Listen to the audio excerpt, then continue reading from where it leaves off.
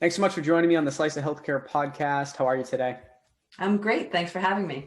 Absolutely. I'm excited for us to chat and to hear more about your story. And I really think we should just waste no time. Let's dive right into it. If you could tell the audience a little bit about your background, that'd be great. Sure. So my name is Heather Lavoie. I'm president and CEO of Geneia. We're a data science and healthcare analytics company. I've been in healthcare for over 30 years now. I actually started out in physician practice operations and when I was in high school, and loved healthcare, loved the mission-driven nature of it, and continued on in a healthcare career after I got out of college and after I pursued an MBA. And I've worked for startup organizations. I've worked for health plans. I've worked in the consulting arena. And I sort of think of myself a little bit like a serial entrepreneur, because I think this is the third or something startup that I've worked with, and I've also helped to build subsidiary companies for other organizations. So I love startup nature of business, but I also particularly love solving big challenges in healthcare, as an unlimited supply of those big challenges. Yeah, it's a different beast altogether, right, than a lot of these other industries, as far as how quickly you can move, the willingness for innovation to happen in the space, right? Some people are either the most innovative people you'll meet, or you'll have people that are like, well, we've always done things this way. Why would we ever change? And there's more of those people, I think, than the people that want to actually make it better. So I'm hoping we can continue to change that. But yeah, so thank you for that intro. I'd love to dive into, basically, I look at three pieces when I have guests on, right? The why, how, what of the company. So if you can talk to, what would you say the company's why is, and then how do things work, and then maybe just a quick description. I mean, you kind of talked about it a little bit, but we can go from there and then kind of talk a little bit more. Sure. So we're really focused on driving improvement in health outcomes, driving improvement in healthcare costs, driving levels of satisfaction, consumer satisfaction, and also provider satisfaction. Really, we have a specific eye on how do we build systems and present information in such a way that we can support a broad care team to relieve some of the pressure off of the physician and having to do everything. And really use a physician more as a quarterback, not necessarily every player.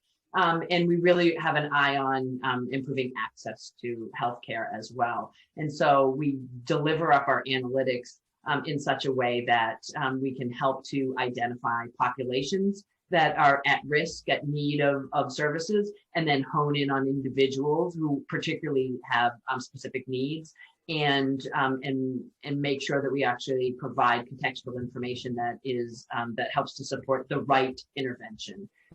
And we put that in the hands of health plans and physician organizations and hospitals, and as well as employers, again, so that they can make good decisions about treatment patterns. They can make good decisions about intervention.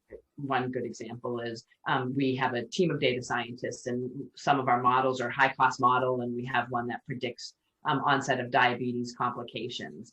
And so we present information out so that you can actually, predict who may have higher costs, but also who may have complications. And then we can provide that information out so that nurses can reach out to that patient, that member of the health plan, and help to, provide education, support, care coordination, whatever they might need, so that we can prevent those complications from occurring.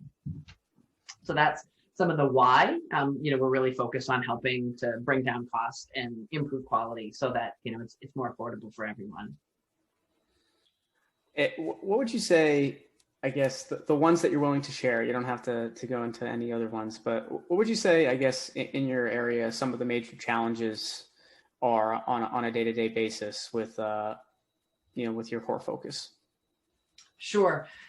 So, you mentioned about, sort of the rate at which innovation can take hold in healthcare. And I often, joke, but it's not necessarily a joke. Some of the things that I was doing when I was 17 years old or when I was in my 20s, I'm doing the same things now. And we really should have evolved more then, right? The information that we have access to, the systems are more sophisticated now. We can churn through more data, right? We have data science in a way that we didn't before, but effectively effectively the fundamentals are still the same. And so adoption is just really difficult in healthcare. And you feel it particularly when you're a software vendor trying to sell into organizations that are risk averse, that have always done things a certain way, that don't really want to be disrupted. And so on a day-to-day basis, as being part of a startup organization, we're focused on bringing our technology to new companies, and trying to convince companies to make the leap is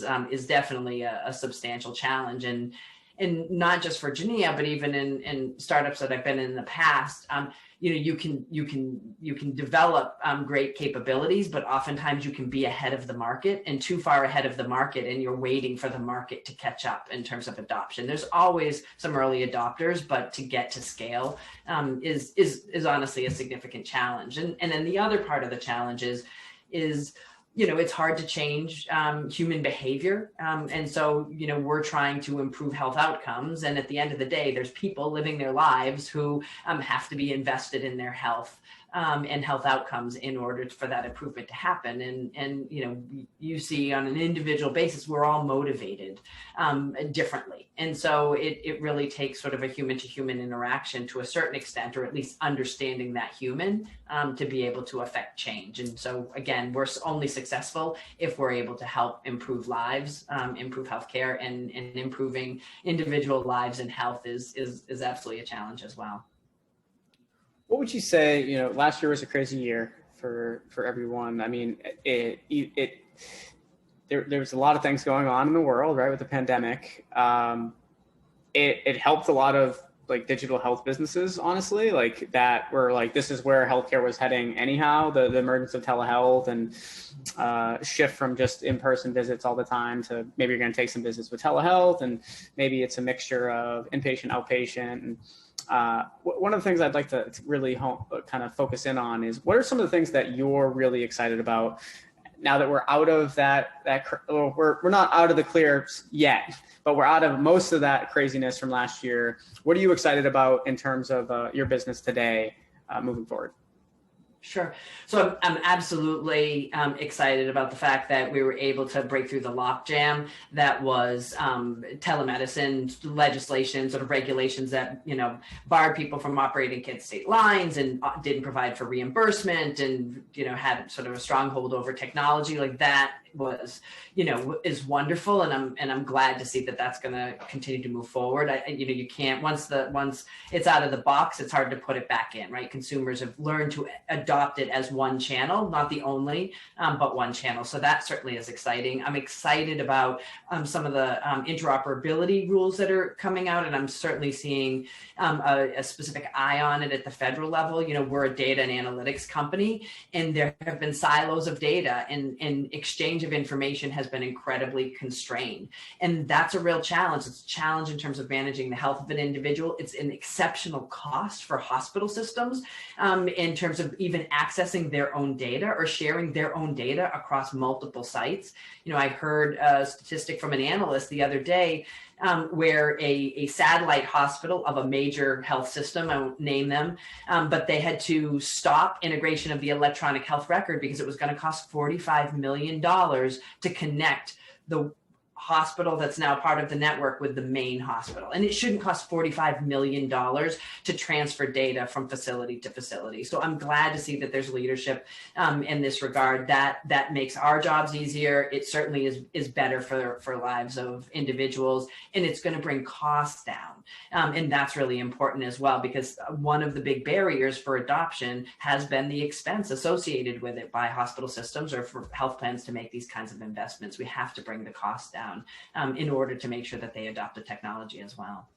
Yeah, when you have price tags like that, it not only affects the cost of care for the patients, right, but it also affects it limits the negotiating power and of softwares that want to also sell into that organization that can truly help them, right? And they may not have the budget to work with certain companies because of the fact that they're spending, a crazy amount of money, like you just said, that $45 million just on data, like transferring, exchanging, which is crazy because we've gotten so good at that over the years. And it's because of these silos, these like locked silos that are put in place, that prices like that exist, right? So that's interesting. Yeah, HIPAA transaction sets were defined a long time ago. We have standard transaction sets. It's not difficult to transfer data. Banking does it every single day. There is absolutely no excuse for healthcare to not be able to operate in the same way banking can in terms of being able to transfer data and protect the privacy and security of that data.